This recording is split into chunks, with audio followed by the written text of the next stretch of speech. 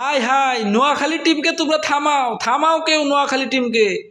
Noakhali team কিন্তু Guinness বুকে নাম লেখা ফেলাবে। ওরা যেভাবে খেলতেছে, টানা ছয়টা ম্যাচ কিন্তু তারা হারছে। আমার মনে হয় না পৃথিবীর ইতিহাসে এমন কোনো লিগ আছে যে টানা ছয়টা ম্যাচ কোনো ফ্র্যাঞ্চাইজি লিগ হারছে। নোয়াখালী যেভাবে হারতাছে, এরা সম্ভবত গিনেস বুকে নাম লেখায় ফেলবো। নোয়াখালীরে কেউ থামাও, ওরা যেভাবে কাজ করতেছে, যেভাবে খেলতেছে। ও গদা সুজন, তোমার কি সমস্যা?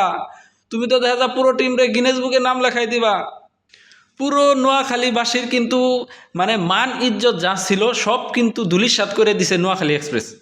একমাত্র গদা সুজনের আন্ডারে যা ম্যাচ হবে সব চুদলিং পং। গদা সুজন গতবার ঢাকাতে ছিল, ঢাকার অবস্থা সারা। এবার নোয়াখালীতে গেছে, নোয়াখালীর কাম সারা। মনে হচ্ছে গদা সুজনরে কেউ কামরূপ কামুখ্যা থেকে বান মারছে, নাহলে এইভাবে খেলে কেন? তোমরা থামাও, থামাও, সেই বান বন কাটো, নাহলে জীবন শেষ।